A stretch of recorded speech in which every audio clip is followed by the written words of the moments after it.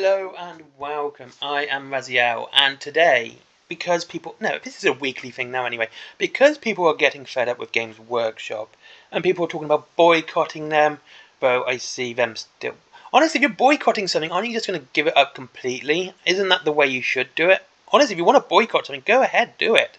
And I think it's a good way to teach a company a lesson that you're not happy with the direction they're going. But to continue buying their stuff and say, or playing their stuff, it's kind of redundant in my opinion.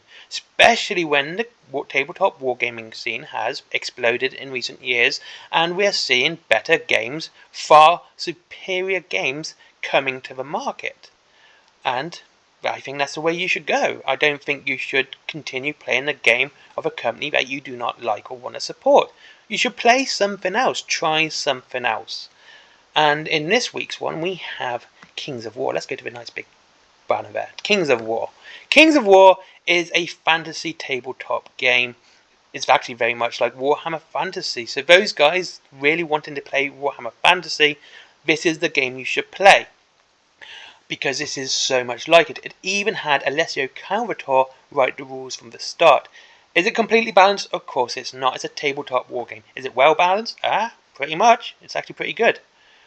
And it has a lot of factions. 21 to be in fact. Well, 22 with the order of the brother mark. And I'm not going to go through them. I'm just going to go basic. Abyssal dwarves are chaos dwarves. Basilians are good guys. Dwarves, elves, empire of dust, mummies, forces of nature, walking trees, forces of nature, chaos.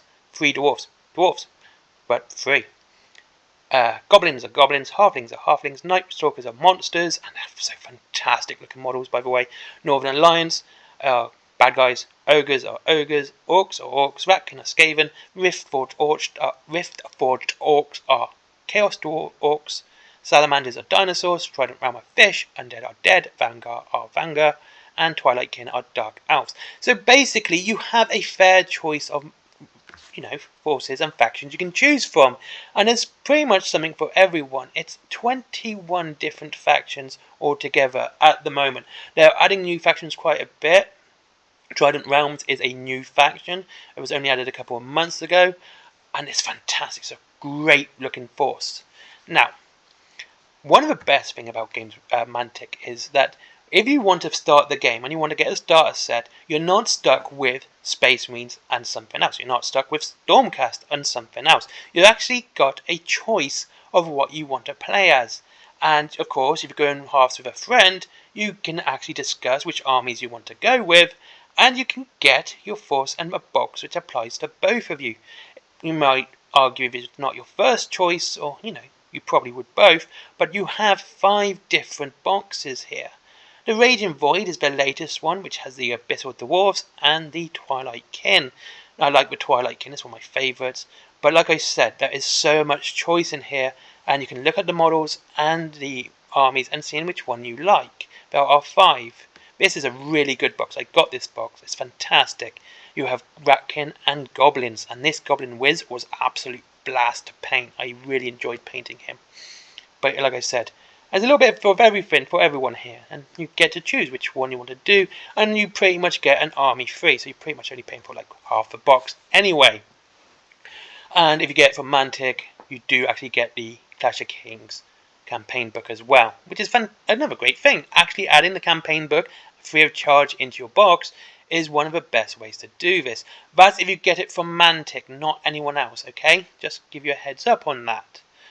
I really do like the new box because I like Twilight Kin and I like the Abyssal Dwarfs. I'm tempted to get it to start an Abyssal Dwarf army, but that's just me and it's something I enjoy. Something else that Mantic do, if we go back to these, is there isn't just good guys and bad guys. There is good, bad and neutral. A thing we don't really see with Games Workshop. They kind of got rid of the neutrality. People are good or people are bad. There's no neutral side to it at all. Having that neutral adds a lot of depth and lore and creativity to the lore, meaning that someone might actually be a good guy and actually act evil. He might be doing something good, but for selfish reasons, or someone might be evil and doing something for selfless reasons. It's such an interesting point to put forward but there is this neutrality within the game, and I think it's actually quite cool. And honestly, I think the lore is pretty good too. The lore is that there's monsters and there's all sorts around, and it was caused by a shattered mirror, and it's all in Panafor. I think it's really fun and interesting stuff. I want to do some more videos on the lore. The Abyssal Dwarfs are one of my favourites because they kind of decided to stay where it was, evil, rather than good. Now, his is the latest army, the Trident Realms. Now, the Trident Realms are a fun army. It's got froggies and fish things, and this huge snake. Okay, that's a bad picture. And that's one of the other things I do like. But when Mantic do try something, they want to try something new, and they try and get some new models out, and they want to make it look different from everyone else, and not just the same thing over and again. So if we go to, let's have a look. What's a good one? Abyssal Dwarfs, because that's one I'm going to be collecting anyway. Here we go, Abyssal Dwarfs. You have so much choice in your army. Half-breeds, Immortal Guard, Grotesques, Gargoyles, no heavy mortar.